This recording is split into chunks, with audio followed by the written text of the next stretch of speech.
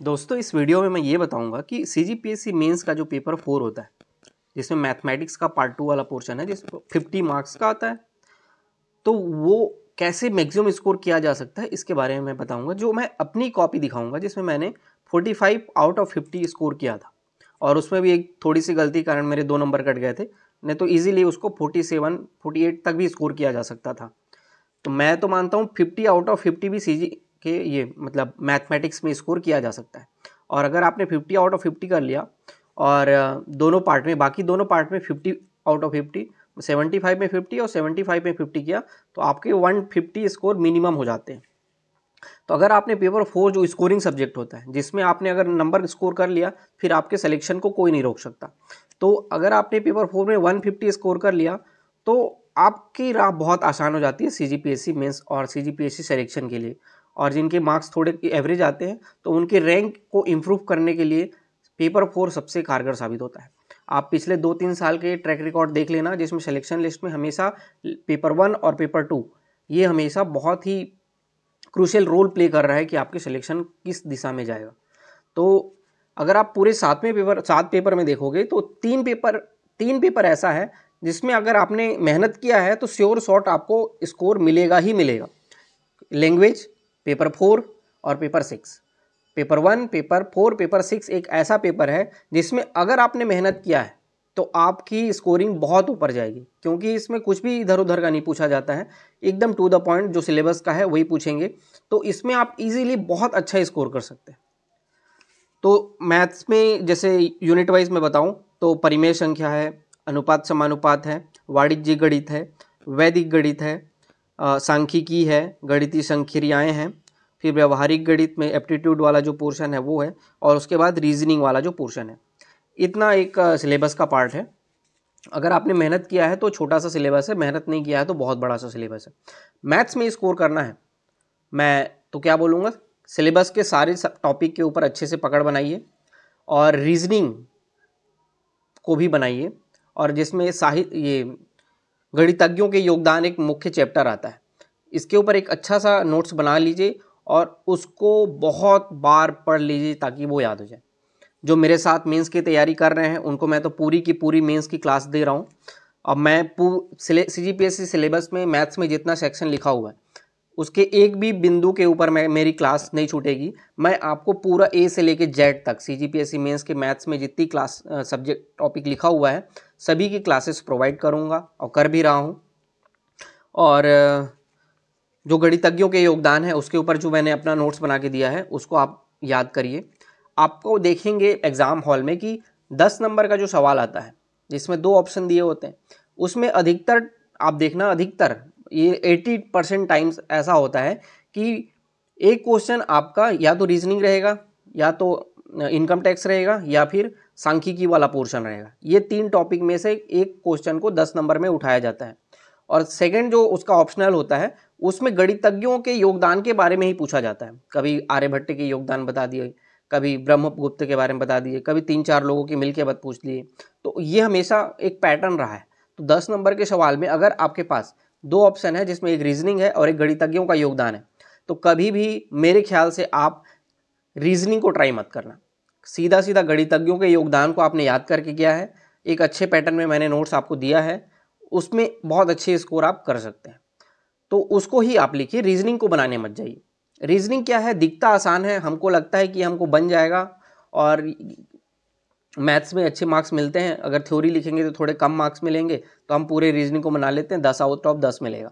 तो ऐसा करने जाते हैं लेकिन रीजनिंग में कहीं हम लोग उलझ जाते हैं और 10 मिनट चला जाता है, 15 मिनट चला जाता है और हमसे स्कोर वो हो नहीं पाता है और वो कंप्लीट नहीं बन पाता है। फिर हमारी ईगो पे आ जाती है कि इतने 10 मिनट दिया है कैसे छोड़ सकते हैं, और इंजीनियर तो अलग, मैं तो इंजीनियर हूँ कैसे छोड़ सकता हूँ। तो आप वहाँ पे ये डायलेमा में मत फंसना। इसलिए क्या होगा, आप रीजनिंग को अवॉइड करना, आप बनाना गणितज्ञों के योगदान को, है ना। तो जिस टॉपिक में आपकी अच्छी पकड़ है, जिसमें श्योरिटी है कि आप अच्छे से इसको तुरंत बना सकते हैं, वही चीज़ अगर आपने गणितज्ञों के योगदान बनाया होता तो अच्छे से याद करके गया है आपने, 3 से 4 मिनट में पूरा आंसर को आप लिख लिए होते। वही चीज़ उसको आप बनाने जाएंगे तो 10 से 15 मिनट लेके चला जाएगा, और 10 मिनट अगर आप इधर देंगे तो आप पेपर 4 थोड़ा लेंथी होता है, जो सारे क्वेश्चन आप अटेम्प्ट नहीं कर पाओगे। इसलिए बेहतर होगा क्या, गणितज्ञों के योगदान को बनाओ। ये तो एक पहला टिप्स हुआ। दूसरा टिप्स हुआ क्या कि पेपर 4 जब आप बनाने जाते हो तो पहले मैथ्स बनाना चाहिए या फिर पहले साइंस बनाना चाहिए, या फिर मैथ्स को स्टार्टिंग में ही बना लो या फिर मैथ्स को अंतिम में बनाओ। ये एक दो क्वेश्चन होता है।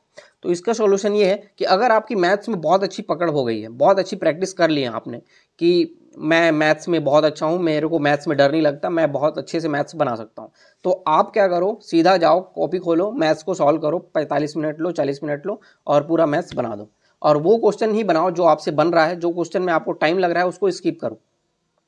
इस तरीके से स्ट्रेटजी अपना सकते हो। या फिर आप दूसरी स्थिति में हो कि आपसे मैथ्स उतना अच्छा नहीं बनता है, आपको मैथ्स बनाने के लिए थोड़ा सा टाइम चाहिए जिसमें आप हड़बड़ाओ ना, तो आप क्या करो, पहले साइंस को कवर करो, साइंस को कंप्लीट करो, जिसमें आपने साइंस और बिहेवियरल साइंस दोनों के जो मैंने नोट्स आपको प्रोवाइड तो किया है, वो उसको आपने रटना है और उसको पहले बनाओ और ट्राई करो कि उसको 2 घंटे में कंप्लीट कर लो। इतनी स्पीड रखो कि 2 घंटे से भी पहले आपका कवर हो जाए। पहला पार्ट 1 घंटा में, दूसरा पार्ट 1 घंटा में और मैथ्स के लिए 1 घंटा, इस तरीके से आप पार्ट करेंगे। पहले आप बनाएंगे तो 45 मिनट से ज़्यादा मत लीजिएगा मैथ्स बनाने में। अगर बाद में बनाते हैं तो आपको 1-1 घंटा पहले और तीसरे पार्ट के लिए अवॉइड देना है और इस तरीके से आप उसको बनाएंगे। तो ये रही एक स्ट्रेटजी की बात। और शुरू बनाना है कि आखिरी में बनाना है, ये आपकी डिसीजन है, आपकी परफॉर्मेंस के ऊपर डिपेंड करता है। आप अपनी स्ट्रेटजी के हिसाब से जो आपको सुविधा लगता है उसके हिसाब से आप उसको कवर कीजिए। और इसके बाद मैं आपको अपनी कॉपी दिखाता हूँ, मेरी कॉपी देखिए, तब आपको पता चलेगा कि इसमें मैथ्स में स्कोर कैसे, नंबर कैसे मिलता है। तो आप मेरी कॉपी देखिए, उसके बाद आखिरी में मैं कुछ और चीज़ें बताऊँगा। तो पहले आप मेरी कॉपी देखिए। तो दोस्तों मेरी कॉपी है ये मेंस की, और देखेंगे क्या यहाँ पे मैंने 44.5 मार्क्स स्कोर किया है 50 में। मैं अपनी कॉपी दिखाऊँ आपको। ये फर्स्ट क्वेश्चन है जिसे माध्यिका निकालने के लिए बोला गया था। मैंने सारे स्टेप लिख के सारे आंसर ला के माध्यिका निकाला, 2 आउट ऑफ 2 मिला। लघुत्तम समापवर्त निकालने दिया था, परिमेय संख्या के रूप में है। मैंने फार्मूला लिखा, सॉल्व किया और परिमेय संख्या में लघुत्तम समापवर्त निकाल के लाया, 2 नंबर में 2 नंबर दिया। तीसरा क्वेश्चन देखो, एक परिमेय व्यंजक है, उसको सॉल्व करना है। मैंने बीच में डिवाइड किया और उसको एक साइड सॉल्व किया, बाकी स्टेप को सेकंड साइड सॉल्व किया और इसको मैंने सब आंसर लाके आंसर भी लिखा, 2 में 2 मिला। ताश के पत्तों की एक प्रायिकता वाली क्वेश्चन है जो मैंने पूरा नहीं बना पाया, मेरा फाइनल आंसर नहीं आया। कुछ स्टेप में इसमें आधा 50% सही था, तो इन्होंने दया दिखाते हुए मुझको आधा नंबर दे दिया। 1.5 नंबर मेरे कट गए क्योंकि फाइनल आंसर गलत आया था। फाइनल आंसर गलत क्या आया था, फाइनल आंसर आ नहीं पाया था। मैंने स्टेज तक लेके गया था लेकिन कैलकुलेशन थोड़ा टफ हो गया था, तो मैंने वहाँ पे सोचा कि इसको सॉल्व करने से ज़्यादा सॉल्व करूँगा तो 2 से 4 मिनट लग जाएगा, तो मैंने इसको सॉल्व ही नहीं किया। जहाँ तक बना था बना के छोड़ दिया, तो मेरे को उसमें आधा नंबर मिला। यहाँ पे मेरा 1.5 नंबर कटा। ये वाला क्वेश्चन जो था इसमें मैंने कोई आइडिया नहीं था, तो मैं इसको नहीं सॉल्व किया, तो इसमें मेरे तो कोई नंबर नहीं मिले। और उसके बाद ये उचित मूल्य वाला जो है, घड़ी का मूल्य, खरीदी बिक्री मुनाफा वाला, बीच में डिवाइड करके सॉल्व किया मैंने और 2 नंबर में 2 नंबर मिला। उसके बाद ये 4 नंबर का सवाल है अनुपात का, बीच में डिवाइड किया और स्थिति 2 में बांट के उसको सॉल्व किया, 4 में 4 मिला। एक डीआई का क्वेश्चन है, 4 नंबर का था, मैंने बीच में डिवाइड किया, 2 पार्ट में बांट के उसको सॉल्व करने का प्रयास किया और फाइनल आंसर लाया और 4 में 4 मिला। ये ऊर्ध्वतिभांग बीजांग द्वारा जांच भी करने के लिए एक क्वेश्चन है आपका वैदिक गणित का। मैंने इसको एक साइड में सारे स्टेप बाय स्टेप लिख के फिर इसको जांच करने की बीजांग विधि द्वारा भी जांच किया और सारे स्टेप भी लिखे, तो मेरे को 4 में 4 मिला। ये क्वेश्चन है 8 नंबर का, माध्य और कुछ और के क्वेश्चन है, तो ये मैंने सॉल्व किया और मेरे को फाइनल आंसर भी लाया बीच में डिवाइड करके और मेरे को 8 में 8 मिला। देख रहे हैं कि एकदम स्पष्ट लिखा है, कहीं काट पीट नहीं है, कोई काट पीट नहीं है, स्पष्ट लिखा हुआ है और ज़्यादा कॉपी भरने की भी कोशिश नहीं की गई है। जितने रिक्वायर्ड स्टेप थे उतने स्टेप लिखे हैं। ये वाला क्वेश्चन जो था मैं सॉल्व कर रहा था, प्रैक्टिस तो नहीं थी तो थोड़ा टाइम ज़्यादा लग गया था। अगर प्रैक्टिस आपकी ज़्यादा होगी अच्छी तो आप इसको बहुत जल्दी सॉल्व कर लेंगे। लेकिन मेरी इस क्वेश्चन को मैंने कभी बनाया नहीं था, तो वहीं पे जाके बनाया, थोड़ी सी समय ज़्यादा लग गया था और अंतिम में मेरा थोड़ा आंसर भी गलत आ रहा था, तो फिर मैंने उसको सॉल्व किया और फाइनल आंसर सही लेके आया। और देखिए बीच में किस तरीके से डिवाइड करके उस प्रेजेंटेशन दिया है, 8 में 8 मिला है।